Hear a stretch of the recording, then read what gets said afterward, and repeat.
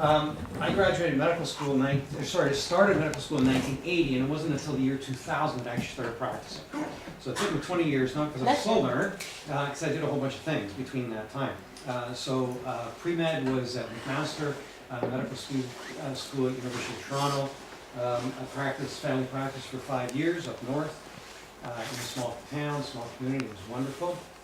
Then I went to the University of Toronto. I did my master's in science in immunology, and then to Wisconsin, Medical College of Wisconsin, and did my plastic surgery training, which was so 2 years of research first, and then 6 years of plastic surgery training, including a year of subspecialty training in hand and microsurgery.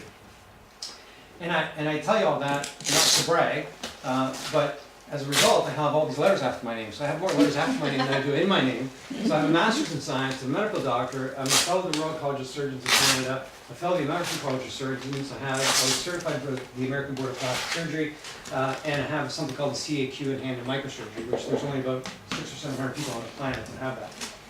And none of that has taught me anything about diet and disease. Really, we learn nothing. So in plastic surgery, people don't know this, we talk about nutrition. Because if you have a patient who's well nourished, they're going to heal better. And if you have a patient who is not well nourished, they're not going to heal better. They're not going to heal well. Or if they're diabetic, they're going to have more complications with surgery. So there's a lot of factors that we talk about. But do we ever talk about what you put in your face and how that's going to affect how your health? We don't. And we don't learn it. So the reason I feel qualified to talk to you guys here is that I've taken it upon myself to take all that background, how to learn information, and learn how to not be sick information. So somebody mentioned Hippocrates, so yes, I did go to their 3-week life transformation program. That was in 2012. And that's right around the time when I met this really cute girl, and I'll tell you my story later on. She's been part of the reason why I think I've transformed my life and her life. And we try to influence other people to share what we have. Not to convert people and not to convince anybody of anything. Just to share the information. Why? Because all those years of training has taught me how to critically look at information. So I don't want to give you my opinion. I want to give you facts and information that's based on the best science that we have. If you ask my opinion, I'll tell you this is my opinion, and that's my opinion, and believe it or don't. When it comes to science, what we know today, we may not know tomorrow. You know, you hear on the radio every day, they come up with a study on coffee is good for. Last week there was a study saying that coffee drinkers do better than non-coffee drinkers. And when you look at those, when you hear those, it's a sensational headline. And you have to be real careful. What I do when I hear those headlines, I go and look at the study. So there was one on Facebook just last week. It came out saying if North America turns vegan, it's going to be a whole big disaster. It's going to be a national disaster if America turns vegan. Why? Because people are going to suffer from all these vitamin nutritional deficiencies. So I actually went and looked at the study. So the study looked at, it was a calculation, so it's not really a study, it's a best guess is what it is. But anyway, what did they find? They found that if we all turned vegan and got rid of animal products, we'd have 25% reduction in greenhouse gases. That's pretty damn good, right? And then when you looked at they had a graph of all the different vitamins and minerals and nutrients. And the vegetarian diet or the vegetable diet was huge, like hundreds of times bigger in some categories, double or triple other categories, and there was stuff in there like fiber that's zero in meat. There was 2 things that were deficient, which was vitamin B12 and D.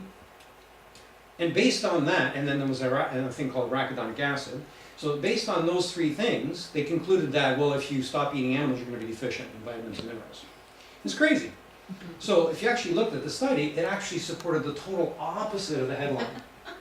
So I'm telling you this because you really need to be careful when you're looking at headlines and sensationalism, because it's not always in your best interest. So what I'm going to do in the first part here, we're going to spend like about 15 minutes at the very most to go through my little talk here, because I want you guys to, because there's people from all kind of different perspectives. So just kind of give you my perspective on why I do what I do. So we're going to talk a little bit about diet disease. How bad really is it? What does it cost us in North America? And I'm just going to tell you what is the best diet for humans. So I'm just going to skip that for clarity. This is what's happening in North America. So the graph on the bottom shows obesity rates. Green is 15 to 20%, and the kind of purpley maroon is greater than 35%.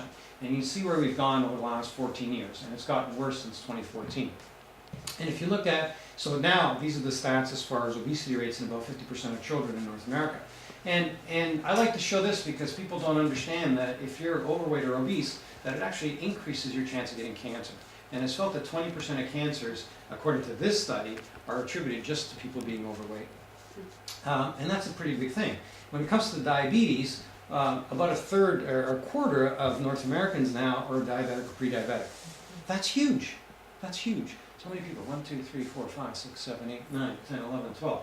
So 3 people in this room are diabetic or pre-diabetic if you take the average, national averages. And in my practice, I probably see 70 to 80% of my patients are diabetic or pre-diabetic. It's huge. It's absolutely huge. And type 2 diabetes is really a preventable disease, and this is what it costs us in North America, or in Canada, sorry, Canada, it's $14 billion a year just to treat that one disease. The number one, and we just heard about a poor family member with heart disease was in the emergency department last night, so the number one killer in North America is heart and circulatory problems. And these are the causes of death of the nice doctors that are trying to help you. So I'm one of them, so I can say this without being shy, that if you look at the things that we do by accident, that about 225,000 people in North America are killed by us trying to help you out. And that's the number 3 cause of death. And if you look at nutrition, and you look at very conservative numbers, this is what happens. So about a third of cancers, heart disease, and stroke can be prevented, and about half of the drugs that we take can be removed. So if you actually look at the revised cause of death, nutrition-controlled diseases is number 1 clearly. But if you actually look at people like yourselves that are going to leave here and say, wow, you know, he doesn't know what he's talking about, well, then it's actually 1.3 million deaths a year that could be prevented in North America just by taking diet advice. And one of my favorite people, if you don't know him, Dr. Campbell, he says that 70 to 75% of our costs could be eliminated in healthcare. Can you imagine what we could do in Canada if we didn't have to spend all that money? Phil mentioned just the China study, if you want to read him. Yes. Just go to the China study. And there is now a new revised China study, yeah, and that's never going to be reproduced, that study again. So this is from the Journal of American Medical Association in 2013. Again, same story. Dietary risks, number 1 cause of death, and the risks of disability. So it's not just dying, it's being disabled, which is what I really don't want. I'm not afraid of death, but I'm more afraid of disability than death. So at this point I usually say, well, there clearly is a problem, right? And a lot of people say, but I eat healthy. So the next seminar we're doing in January is going to be called, But I Eat Healthy. That's going to be the title of the seminar, right? Because people say, well, I need to get my protein, I need my milk for calcium, and I eat fish because I need to get the good fats. And people say fish is good for you, right? I'm a Catholic. We grow up eating fish on Fridays. Wisconsin, Friday fish fries is a big thing, right? It's everywhere. All the churches have Friday fish fries because it's good for you. I have lots of friends that are on a paleo diet, and I've got other friends that do the ketogenic, and you cut your skin off your chicken, and you don't eat, and vegetarian, and Atkins, and all that stuff, right? I just came back from Italy, and it was, the vegetarian diet, the Mediterranean diet, but it ain't, not anymore. So let's pick on Dr. Atkins for a little bit. So just one of those things. Well, he, in 1972, said, eat fat, lose weight. Why not believe him, right? So 30 million people bought his book, and the whole idea was that you can eat all the yummy fatty foods you want and still lose weight. And he was a doctor, and he called himself the diet guru. So people believed him. But he went on to have a heart attack, so he must have followed his own advice. And when he was recovering, he said, well, it wasn't because of my food, it was because of an infection, which probably wasn't true. And then a year later, he died. And the report says he died of a head injury. But really, what I think happened was he was walking outside of his office in New York, and he fell to the ground, clutching his chest, having a heart attack, and then he struck his head on the way down. That's my theory, and that's my opinion. And the reason I can say that is because there was no autopsy. The family refused. He was clearly obese, with a BMI of 35 when he died. And his medical records certainly showed that he had heart disease, congestive heart failure, and hypertension. So that's, and he's the guy who said carbs are bad. So if anybody comes up and says carbs are bad, then you need to really question if they're following the Atkins way. So again, I kind of alluded to this. So back about 6.5, almost 7 years ago, I met this cute girl, and she's an athlete, and I shamelessly will promote her yoga studio if anybody's in the Port Hope area. We're just opening up actually in next week, December 4th is our official soft opening. and it's called Hello Yoga.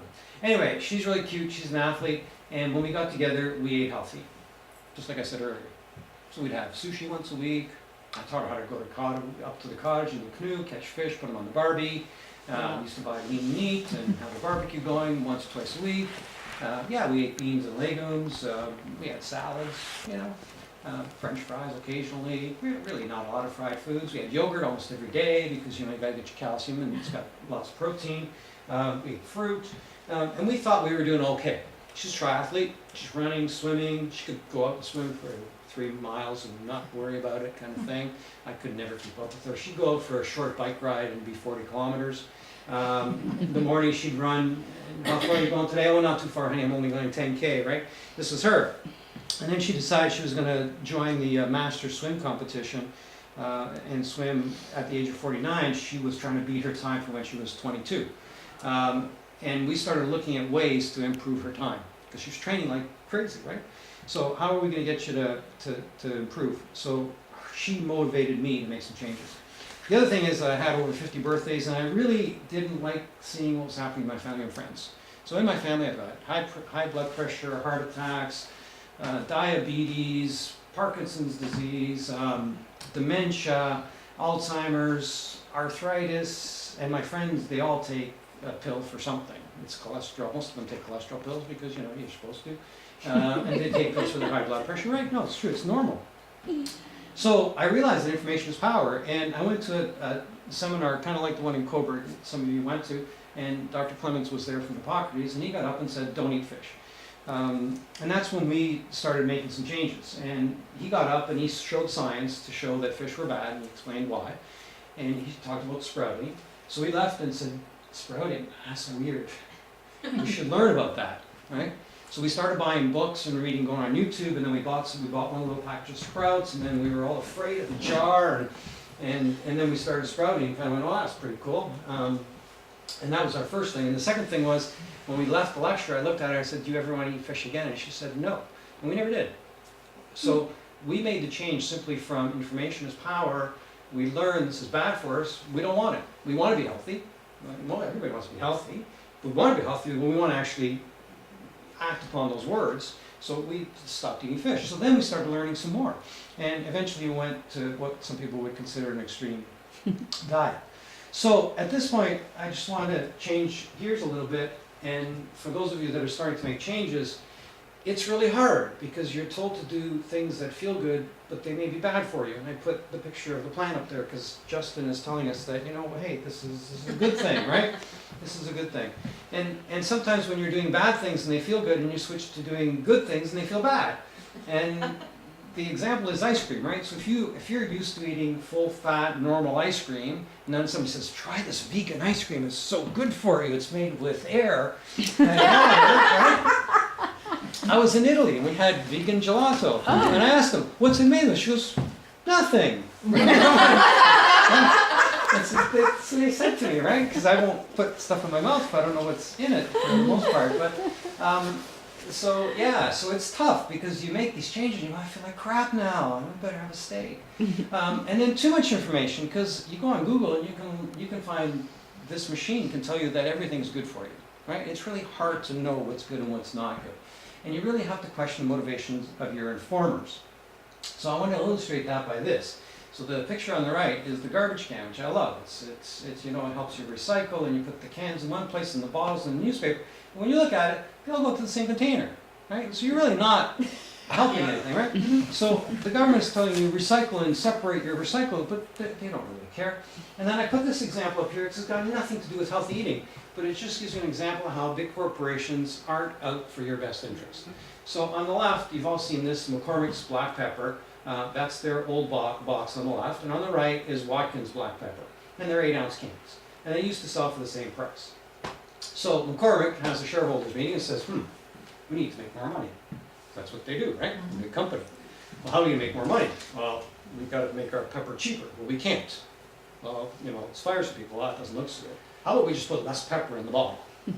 Okay, let's cut it by 25%, but we'll sell it for the same price. Yeah, so they did. So the middle bottle is McCormick's black pepper. And this was such a big issue that Watkins sued McCormick's.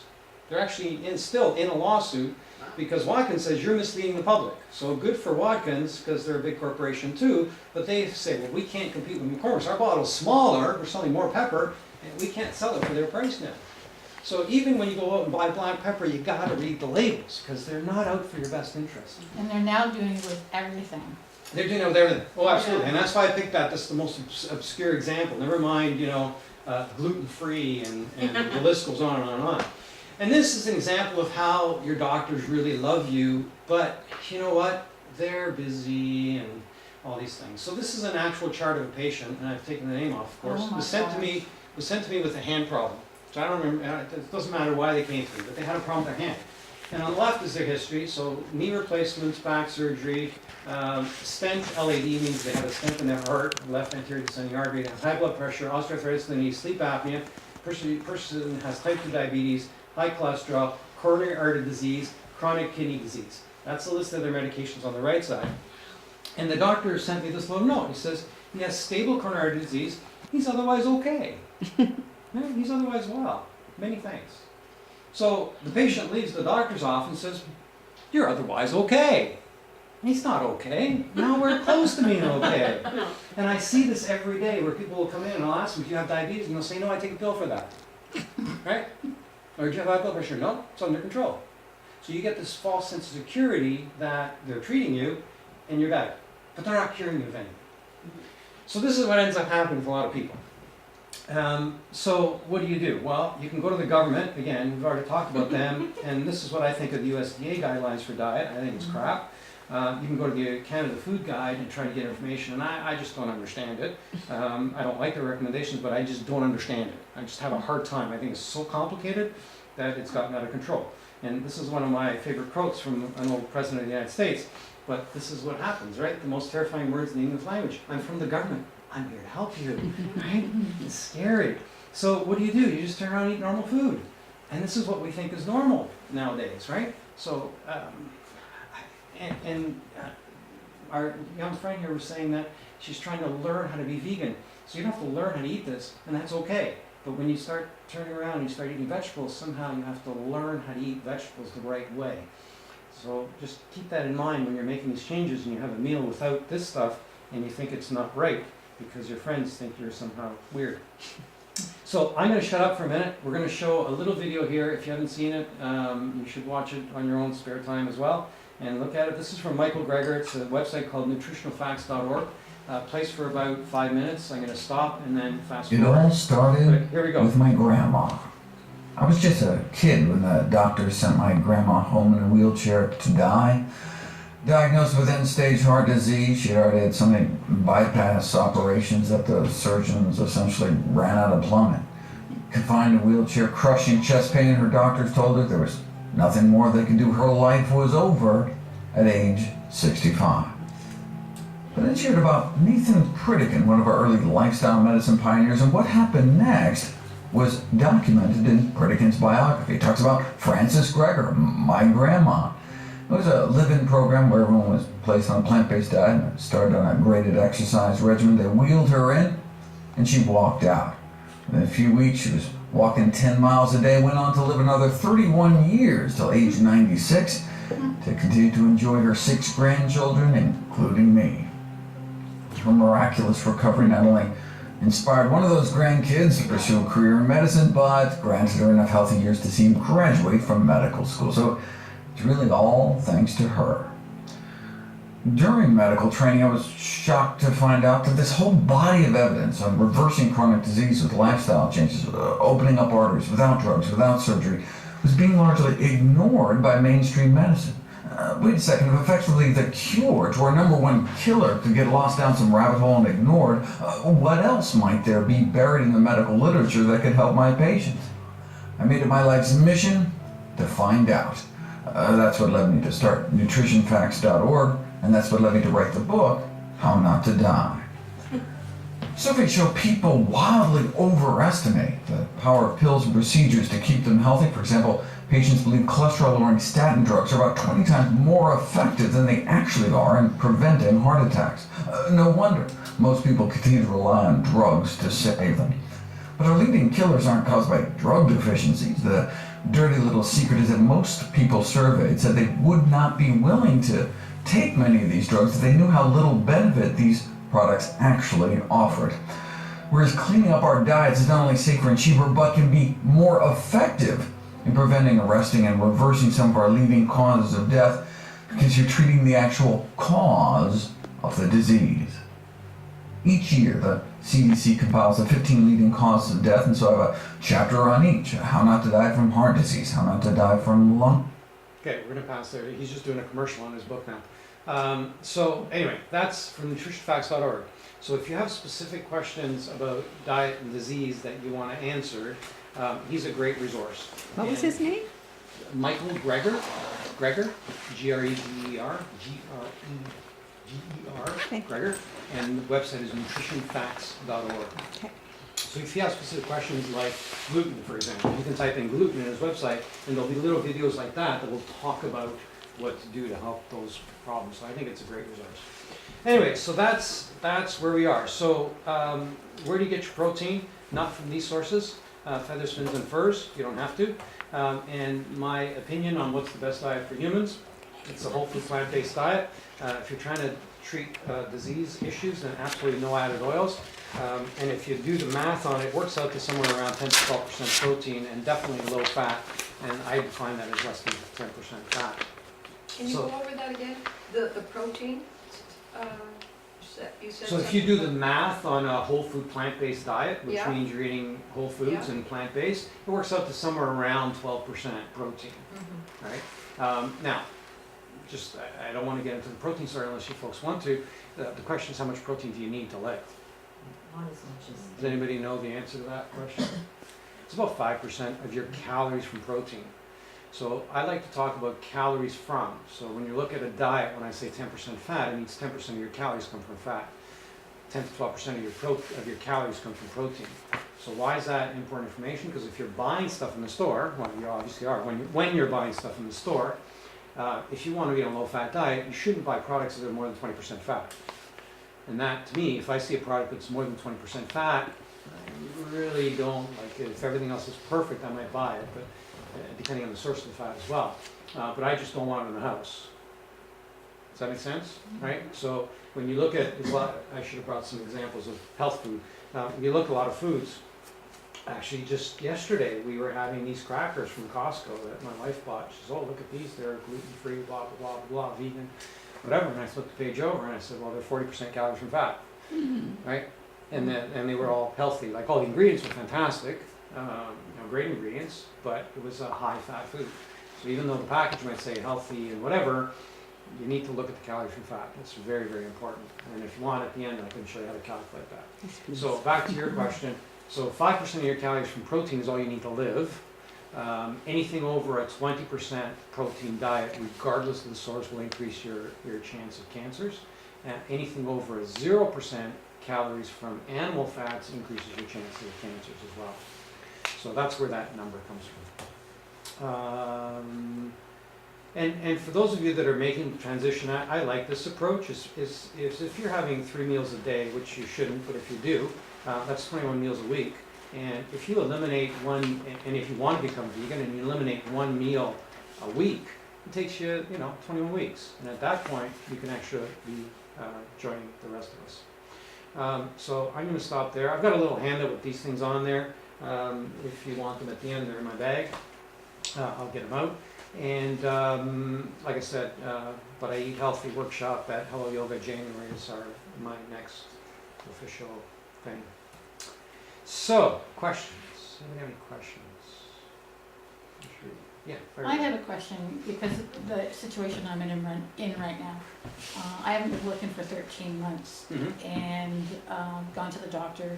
I'm borderline diabetic, and he's telling me everything that he's telling me, like, you gotta eat healthy and all this. I don't have money. I get $1,100 a month. That's it. Mm-hmm. How do you suggest that? Yeah, and we were talking about that a little earlier, right? Meat, chicken, fish, that stuff's way more expensive than vegetables. That's the simple answer. And this stuff's cheap. Well, I So- mean, I don't even do groceries right now. Yeah, but this stuff's cheap. So here's a bag of alfalfa that I just bought yesterday from Almost Perfect. So it's organic alfalfa seeds, and that's what we're sprouting here, Mhm. these guys. And that's $10, and that seems like a lot, but this is, this is a quarter cup of alfalfa seeds, of these, gives you that, Oh, wow. right? So you can do the math on how much that costs, but that's not more than probably 50 cents worth of alfalfa seeds, right? So that's an example of how these things really aren't expensive. So to me, eating meat and dairy is way more expensive than eating vegetables. I don't even eat meat right now either, so. Yeah, anyway. And in the summers, you grow your own, grow as much as you can. And this is, I'm gonna show you examples today on how you can grow lots of food for very little money, right? Do you have any bean sprouts, by the way, to sell today? Are you selling, do you have other sprouts? The mung beans? I didn't bring any others. Do you have mung beans? Put some aside for me, I need some mung beans from all out. Okay, other questions? Any other questions? Let's start sprouting. Okay, so this is sprouting 101. So you've already heard about my story, so I won't go through this again, but that's, and I have to put a disclaimer here because I work at Lakeridge Health, but they want us to not tell people, things that are gonna save their lives. Because, They go broke. They go They go broke, right? So why sprout? So what is sprouting? Sprouting is taking a seed or a bean or a legume or something that's going to grow and transforming it. And there's a thing called biotransformation. This is from Brian at Hippocrates, another Brian. And he said that there's a rearrangement of molecules and particles at a subatomic level causing an exponential increase in vitamins and minerals. So what does that mean? That means that we're going to go through the different categories of sprouts. That means that depending on the sprout, when you take that, for example, these guys, here's the mung beans. I don't have mung beans to show you. Do you have any mung beans in us? So when you take the mung bean and you sprout it, you're going to increase the nutritional value by 10 times. So not 10%, 10 times. And what that means is that not only does it increase in the actual amount, it actually increases in what's called the bioavailability. So when you eat food, you have to digest it. So if you're just pooping it out and your body's not absorbing the food, right, so these are mung beans, so these would be in category 1. So when you sprout these little guys, and these are fantastic, you can eat these and you can live off of these. They've got everything you need to live, just the way they are. Just cook them and eat them. We've got a whole lot in the other room. What's that? You got a whole lot more. Anyway, so when you sprout these guys, you're going to get 10 times more nutrition out of them. And the other category is even more. And he describes it as a miracle in each seed, and I think it's really cool. The other thing is they're yummy. Right, so they're yummy, and if you don't like the sprouts that I'm showing you today, there's hundreds of different varieties that you can get. So find ones that you like and you enjoy. My favorite one is daikon radish, and I'm all out. I don't have any. That's our favorite, so I've got to put it in order. They're easy to grow, and you do it all year round. You don't need anything fancy, expensive equipment. It's living, live food, and there's a whole energy thing that comes with that, and I'm not going to get into that, but that's fantastic and so important. There's a huge variety, and as we already talked about, they're real cheap to do. So, basics on how to sprout. So, you need a sprouter of some kind, and Louise is going to show you some other different ones later on today. You want to sprout it in indirect sunlight, which means in my house it happens in the kitchen, on the kitchen counter. The humidity and temperature is what is in the house. I don't do anything special, it's my house. If you are using tap water, then you make sure there's no chlorine in it, so let it sit out overnight. You soak, rinse, and harvest, and that's it. Soak, rinse, and harvest. So I'm going to show you. So category 1 is beans and legumes. So I happen to have, again, one of our favorites. It's called the crunchy bean mix, is what this is. And you have to remember that when you start this off, you don't use a lot. Use a little bit, because if you put too much, then you end up like I did with not knowing what to do with all your sprouts. So it's real simple. So you do this. So you put in some in your jar. So I'm just using a regular mason jar. And I put about that much. So because if I put in half a cup, that's probably a quarter cup. If I put in half a cup, this is going to fill up completely, and then the sprouts won't have a way to flow. So all you do is you take your clean water, and you've got a fruit flying here. Get out of there.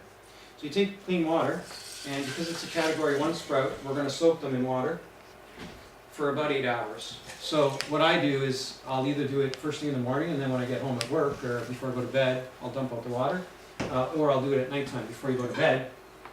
I'll put the sprouts and or the seeds in water and just let them sit. So I don't time this. I think you got time for that. Right? Just make it simple.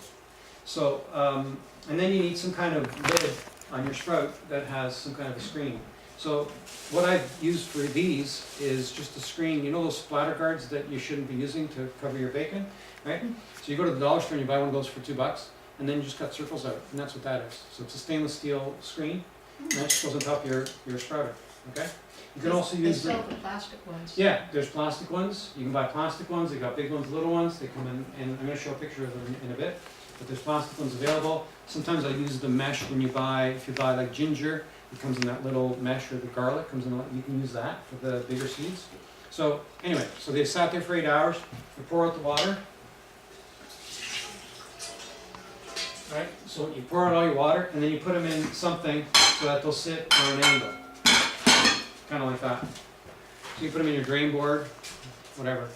What I've done at my house is I actually have, next to my sink, I've got a groove cut in the counter, so I can just line up my jars. I've got room for 5 jars. I just line them up and then they drain to the counter, but you don't have to do that. So drain board, put them in a bowl, whatever. You can use a little bowl if you're just doing 1 jar. And that's it. Come the next morning, put in water. This is so simple. I feel silly even demonstrating it. You put in water, give it a rinse, pour out the water. Okay, so that's all there is to sprouting. You do that twice a day, and after about 3 to 7 days, you're going to have beautiful sprouts. That's it. You guys can all go home now. That's all there is to it, honestly. That's all there is to it. Okay? So when do you harvest the shoots? When they taste good. So my wife and I always argue over these little puppies, because this is called fenugreek. And I like them about 2 or 3 days older than this, and she likes them about 2 or 3 days younger than this. So, because if you smell them, I can pass them around. To me, they smell they'll smell a little earthy, and I like that, and she hates it. So when we do fenugreek, I almost have to make 2 batches, one for me and one for her, because I like them older and she likes them younger. So that's, I'll actually pass it around. You can smell it. So it's very strong. You may like it, you may not like it. It's like, I love truffles, like the truffles out of the ground, and she absolutely hates truffles. But we meet on mushrooms, we're okay.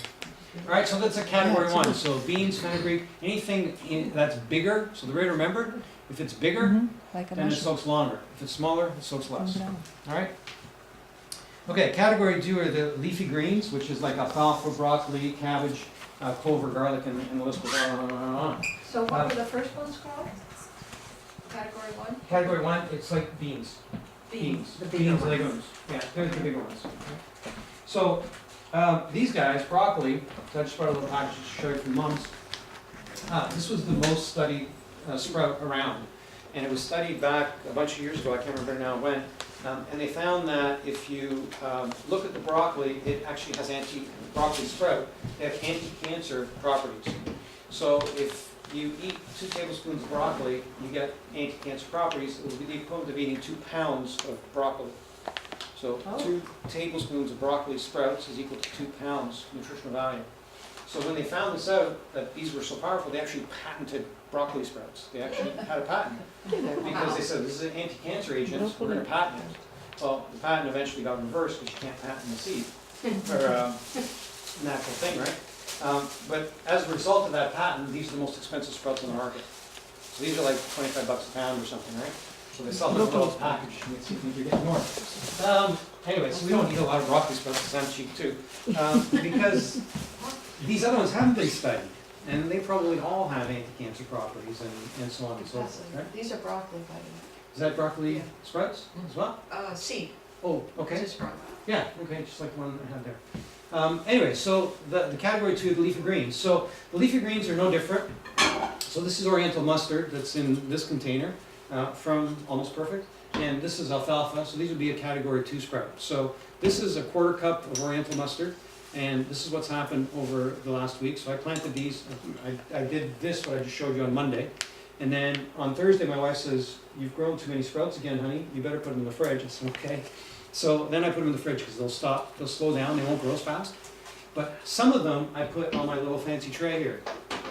So what you can do for the next stage, which is called the greening phase, after you've sprouted them, if you want. So before I go to that, sorry. So 1 tablespoon of these guys will yield about 9 to 10 tablespoons. So So again, this is a quarter cup, and that's what you get, right? So same procedure, just don't rinse for as long as don't soak as long. As far as the Don't greens, soak as long? don't soak, yeah, a couple hours. For this category 2? For the category 2, yeah, a couple hours. So the way that works in our house is, well, we having dinner going, oh, we're out of sprouts, we better start some, or we're getting low. So we'll soak them after dinner before you go to bed. Again, I don't time it, somewhere a couple hours, right? So as far as the next stage, which is the green phase, you can just leave them in here. So what we typically do is we don't do this very often. We only do this when I do seminars and I go too many, usually is what happens. Or if we're on a mood to just have a lot of sprouts. So you can just leave them in here and just eat them out of here, and they'll start turning green, and just keep eating, and they'll turn green, and then start a new batch. So you don't have to do this. But if you want to do the green phase, which is fun, because you can grow these guys. So these are these guys in this order, in this order. So these guys in this order. So this is alfalfa, mustard, and fenugreek. So on Thursday, I put them on this tray. And all it is just a nylon mesh tray. There's nothing magical here, okay? There's nothing in here. It's just a tray to catch the water. So it's just a nylon mesh tray. You can buy these trays, or you can go to Michael's and get some mesh that you would use for, you know, needlepoint. Same thing. And you can use that for your lids as well. So all you do is just put them on here, just smooth them out, and then twice a day, just give them a little mist with a bit of water. I have a hose that I use, but anyway, just a little spray. And that's what happens, and they start turning green. So now you're getting microgreens as opposed to the early sprouts. Okay? Can I see that? Sure. Absolutely. Yeah, you can pass that around too. Yeah. What's the nutritional quality of the microgreens versus the sprout root thing? That's a good question. I've had that asked before. And for each sprout, you can look at where it peaks in nutritional value. And there's charts that you look at. I ain't got time for that. So Anybody the else? difference in the greening is that you're going to get more chlorophyll. And there are beneficial values to the chlorophyll, but you're going to lose in other nutrients. So we tend to, my goal is just have a big variety of things, right? Because then you're covering all the bases instead of trying to, like, we're busy, right? Who's got time to look at, because you'd have to keep it, if you got time and you're going to keep a table and mark everything down the day I plant, the day I harvest, then absolutely. There's the best time for all of them. I don't do that. We just do a variety of all different things. And I think we're covering all the bases that way. All right? I So just that's brought the, mine down to show. yeah, same idea, right? From here too. And how you eat that? I mean, you make salad or just eat like that? We eat them in everything. And you put making juice out of that? You can juice them, Yeah. or you can just eat them the way they are. Yeah. Sometimes I'll put them between a hunk of bread and I'll eat them. If you're having a ham and cheese sandwich, put some sprouts on there. It'll add flavor. So especially the mustard ones, if you like mustard, so the middle one is mustard, it's going to have mustardy, peppery flavor. Daikon radish adds a bit of a sharp flavor as well, like a radish. And I just want to ask, is it over there can be mold? Because, you know, I survived the cancer Yeah. and I'm here that mold is not good. Mold is not good, absolutely. Yeah. So you can grow mold, it's not hard. So you need to be careful with the moisture. So yeah. what I do is, so I'll feel them. So I'll feel these guys. So in the morning I'll go, hey guys, how you doing? I'll talk to them a little bit. And I'll feel them and they feel moist. And I'll just put the lid on them and see how the lid's a bit wet. Yeah. And that'll be it, and I'll walk away. If I feel them and they say, hey, we're kind of thirsty, then I'll give them a little Just spray. a little bit. A little bit, yeah, just a little spray, a little Because fine if you mist. put too much, then you mold it. Depends on your house too, Yeah. right? Depends on the moisture in your house and the humidity and the sunlight, right? And then you have to be careful on the bottom because you can grow mold on the bottom too. Yeah, So yeah. you want it. So we're going to talk about cleanliness, Okay. and I'll review that. But that's an important topic. So number one, you want to be real clean when you're doing this, and I'll explain in a few minutes how to do that. And number two, mold can be an issue, and especially if you're growing wheatgrass. I'm not going to show you how to do that today, but well, I'm going to show you how to do not wheatgrass, but the principles. Mold can be a problem. So if your house is really moist and you're starting to get mold, then you may not use covers as much, and you may have to have a little fan blowing air over it. Okay? Okay. So again, depends on your particular situation as to what's happening. Okay, so that's greening of sprouts. So not a necessary phase. You can green them in here. If you're going to leave them in here to green, don't put that many in there. So if I wanted these to green, I divide this into 2 jars now. See what I mean? That make sense? Okay? So that's category 2. So what do you think, is it better to do in the jars or to have it on the mesh? Oh, when you're starting, the jars is easy. Yeah, jars is the best. It's the easiest thing, right? Just And then when upside you- down and. If you get bored and you want to add more variety, then go out and get some trays. If you want to do wheatgrass, then you need some kind of a tray to grow wheatgrass. Yeah. Or the other greens, which we're going to show you now, which is category 3. So I'm glad you asked. Okay. It all fits in. Okay, so category 3 is things like wheatgrass, sunflower seeds, pea shoots, buckwheat, and the list goes on and on and on. So on the bottom is an example of wheatgrass, and that's what you'll see happen before your very eyes within 10 days. It's amazing that these little things will do that. All right, so how do we do that? So Oh, we were writing, you're writing. Oh, okay, Sunflower. sorry. yeah, pea, Sunflower, peas, and buckwheat, buck. wheatgrass. We'll have some sunflower. Yes, sprouts, sunflower sprouts. Excellent. Okay. And pea shoots. Okay. Okay, so how do we do that? So this is buckwheat, and this is a cup of buckwheat that I started sprouting on Wednesday morning. And I should have not started on Wednesday morning, because I wanted to show you how to do this. I should have probably started on Thursday or Friday morning, because they're now a little overgrown, but it doesn't matter, the sprouts will figure it out. So typically you want to sprout these until the tail is about as long as the beans. So this has gone about a day or two too long. But anyway, it doesn't matter, they'll figure it out. These guys, they're way smarter than we are. They figure out all kinds of stuff. The other thing they'll figure out is, if you forget to water them, don't worry, don't panic. If you forget to water them 2 days, they're not going to be happy. The third day, they're going to die. But you're better underwatering than overwatering, Yeah. which you kind of talked about with Mhm. these guys. Okay, so in general, you're better underwatering than overwatering, because they'll figure it out. Same thing with soaking. You're better to undersoak than oversoak. Okay, so these guys, this is buckwheat. It's 1 cup of buckwheat. I'll pass that around. Actually, dog, I'll pass it around because I need it. So there it is. Right, so that's 1 cup of buckwheat. So they sprouted. So now we're gonna get a little fancier. I'm gonna try to not make a mess here. Okay, so this is a tray, and the tray has, I can't show you, but there's holes in the bottom, right? Yeah. Okay, so it's a perforated tray, and I've got soil in there. So the mixture is typically 3/4 soil and 1/4 of peat moss. And I'm just gonna do this real Moss? quick here. Peat moss. Yeah, How you call that? peat moss. Peat. Peat moss. Peat. Yeah. P-E-A-T. Okay. Peat moss. What kind And that helps. What kind of soil are you Yeah, using? organic potting soil. Potting soil. Yeah, yeah. And you want something organic if you can get, well, you can get it in any store. You And want, you know what, costs you a little bit more, but the amount that you use is so little Yeah. that you don't have to what's the worry ratio of animal manure in the potting soil? about it. I would hope 0. If it's Yeah. organic, yeah. I would hope 0. So that's what I'm shooting for. Anyway, so you smooth it out, and as it says there, about a quarter to half an inch if you're going to do the other sprouts. For buckwheat, you want a little longer, they need a little more soil. So I've got about 1 inch of soil in there, I smoothed it out, and then the secret that I learned at Hippocrates is this.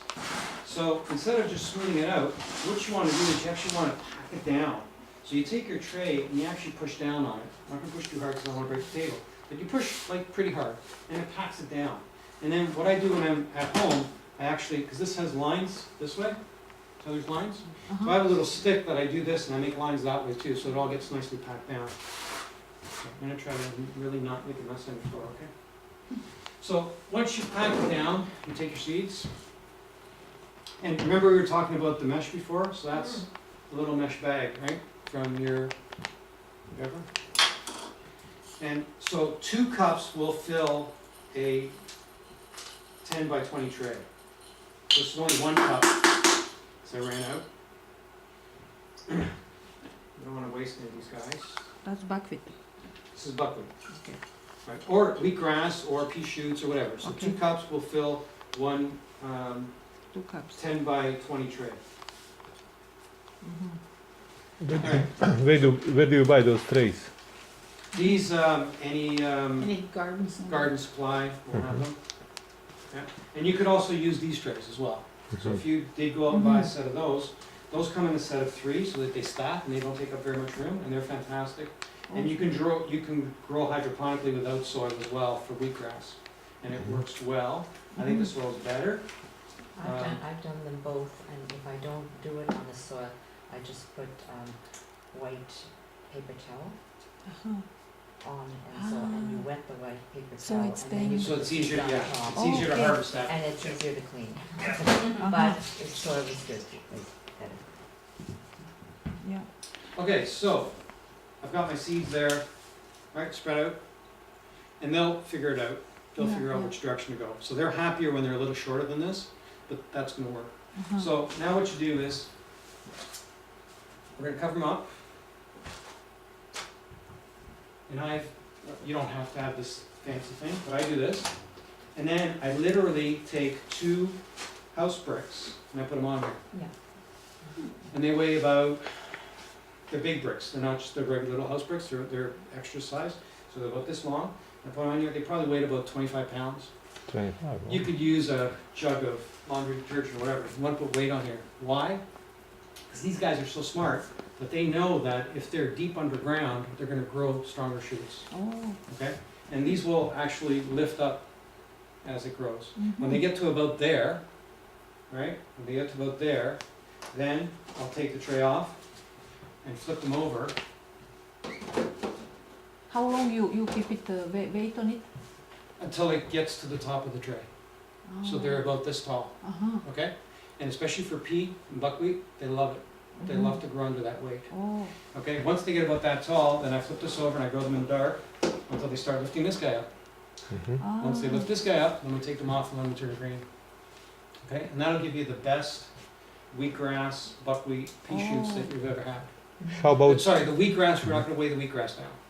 Okay? Mm. Don't put on wheatgrass. No weight on the wheatgrass, but Uh-huh. pea shoots and buckwheat, we're gonna put the Oh. weights on them. Even the sunflowers? Mhm. Sunflowers, yeah, absolutely. how about growing lights? Do you use lights? I do this in my laundry room. I Mhm. have one window, Mhm. so my window is Sufficient like enough. here, and I've got a thing here, I've got my sink, and then I have shelves here where I grow my stuff. So it's in the laundry room, just indirect sunlight. Yeah, you don't need grow lights. If you're in a basement, yeah, you would have to, but just indirect lights all along. Okay? That's it. So you put weight on the pea shot, on sunflower and buckwheat? Correct. Okay. That's interesting. Okay, so this is a little more complicated. Honestly, we didn't start doing Yeah. this until after we went to Hippocrates and we kind of saw it there, because there they got a greenhouse and all that kind of stuff. But it's real easy. It's not Yeah, complicated. no. So you can grow your own wheatgrass, you can grow your own buckwheat. Pea shoots are fantastic when you grow them on your own. And then the next question is, when do you harvest? So these guys, my opinion is you harvest when they taste yummy, whenever it Yeah. turns you on, Yeah. right? So you taste them, you go, oh, that doesn't taste so good, wait a couple days, right? Mhm. And then that's when you harvest. For these guys, you want to harvest when you get to what's called the joining phase. So in wheatgrass, you'll see the leaves growing, and in the pea shoots, you'll see, or the sunflowers, you'll see that third leaf growing in the middle. And that's the ideal time to harvest these guys. And typically what you want to do is cut down the whole thing and put them in the fridge. And then you're getting at their peak of freshness and so on. Okay. The other thing is, if you see the guys at the top there, that's kind of perfect sprouting for them to plant. And again, the ones that I showed you were a little too long, but they'll, like I said, they'll figure it out. They'll be fine. But they like it better when they're about that size. So when the root is about the length of the seed. Okay, make sense? As far as wheatgrass goes, if you do a tray this size, you're going to get about 20 ounces of juice. And if you're going to juice wheatgrass, then you want to use a type of auger juicer. Does everybody know about auger juicers? You guys are familiar with juicers? No? Okay. So, Jack LaLanne, he had the juicer and you put it in and it makes all kinds of noise and stuff squirting all over the place. Don't use one of those. Why? High temperature, high speed, and it's going to destroy your nutrients, and plus you're losing a ton in your compost. So if you're eating that, then you're okay, but then you might as well just eat the apple instead of juicing it. The auger juicer has literally an auger in it, so it's like a screw, and it turns at a very slow speed. So this is called a single auger, the Omega, and the reason I put that up there is that's one of the ones that they use at Hippocrates, which we used when we were there, and it's cheap. It's about $300. Canadian Tire sells them. Fine, you can often get them on sale. And it's got a bunch of other attachments to do a bunch of other things as well. So the idea is that it's a slow turning spiral and it crushes the fibers. So it's actually tearing apart the fibers and you're getting the nutrients out of the cells. If you take wheatgrass and put it in a blender, you get little bits of wheatgrass. So you're still getting an indigestible grass, which you can't digest, and you're not getting the nutrition out of it. You're gonna get some, but it's not as good, okay? So the auger juicer is fantastic. If anybody wants to juice for whatever reason, we can talk about that, then you need to get an auger juicer. How about omega? Omega, Juicer. that's an omega juicer. So that's one. That's an omega. Uh-huh. The omega makes like about 4 or 5 different kinds. Okay. So I have what's called a twin auger juicer. I'll tell you the story. Okay. So my cousin's been telling me about Hippocrates for 15 years. It took 12 years before I actually went down there, because he's a Jekyll and Hyde kind of guy. So he'll be talking about all this nutrition stuff, and then we sit down for dinner, and he's the first one grabbing the lamb and the steak and the sausage, and he's a big boy. So I just never believed him until, like I said, I met that cute girl. So anyway, so he told me, you got to get this juicer. And I said, Carmen, I'm not going to spend $1,500 on a juicer. I can buy a lot of juice for $1,500. Yeah. And he says, oh, it's the best juicer market, you got to have it. And I said, no, just forget it. So I went out and I bought an Omega vertical juicer. Yeah, I have that. Yeah, the vertical, I hate it. Horrible machine. It was like $600, right? It wasn't cheap. I bought it second. And I bought it because it was smaller on the counter, because the Omegas, the one I have is called the Angel, it's like this big, and it takes up a lot of space on the counter. We don't have a big counter, and my wife is very particular about what goes on a counter and what doesn't, so I figured the Omega is small, right? It's like this, it's vertical. Mhm. So I bought it, it was $650 to $647 is what I paid for it, I still remember. It was like a lot of years ago. And you put the celery in there, and then you wait, and then you push it, and then it would get clogged, and then it was just a horrible machine. Anyway, so my cousin was going away, and he says, you know what, I'll lend you my juicer. So I used it like for 2 days, and I ordered one. And it's $1,500, it's a ridiculous price. So the difference is that it has 2 gears that intertwine this way. So instead of being a single auger, it has 2 big gears that do this.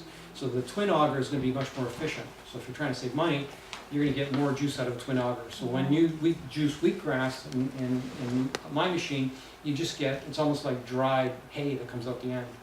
There's almost no juice left in the thing. But the Omega, the horizontal Omega is a very good machine.